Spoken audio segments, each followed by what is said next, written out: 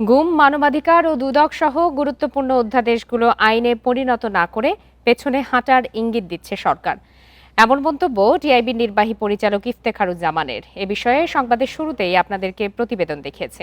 এবারে এসব বিষয়ে কথা বলতে আমাদের সঙ্গে যোগ দিয়েছেন সুপ্রিম কোর্টের আইনজীবী barrister M Sarwar Hossain. Barrister M Sarwar Hossain, আপনাকে স্বাগত জানাচ্ছি ইন্ডিপেন্ডেন্ট টেলিভিশনে।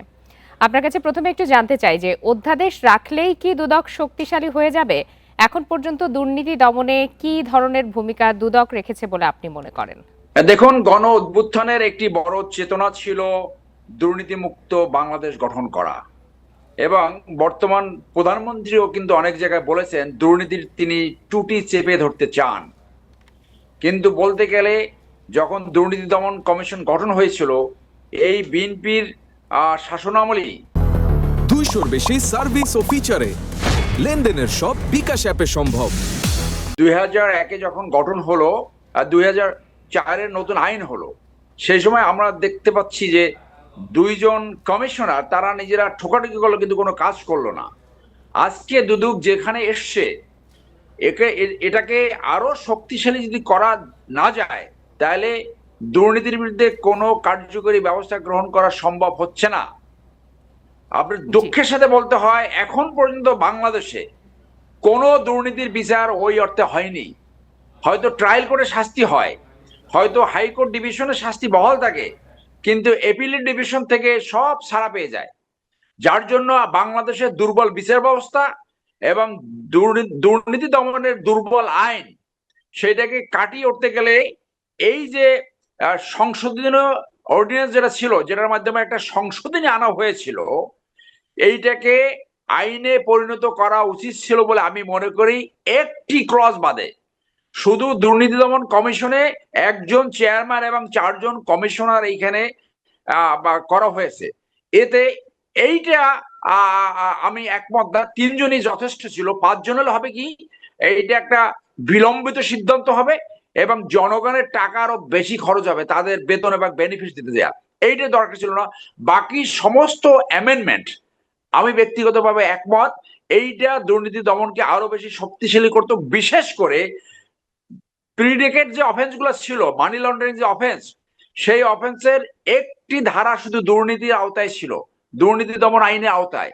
এখন সেইখানে 9টি অফেন্সকে যারা বিশেষ করে মানি লন্ডারিং করে, এই যে শেয়ার মার্কেট লুটপাট, বিদেশে বসে যারা মানি লন্ডারিং এ যারা সহায়তা করে, অ্যাবেট করে, তাদেরকে এই আইনের আওতায় আনার জন্য জি, আপনার এই কথা আইনের থেকে বোঝা সংশোধনী যাচ্ছে যে এই অত্যন্ত জরুরি অধ্যাদেশ ছিল। বাদ দিলে সুশাসন ব্যাহত হবে। অর্থাৎ বিশিষ্ট জনরাও কিন্তু এই ইঙ্গিতই দিচ্ছেন যে সরকার পেছনে হাঁটার দিকে যাচ্ছে।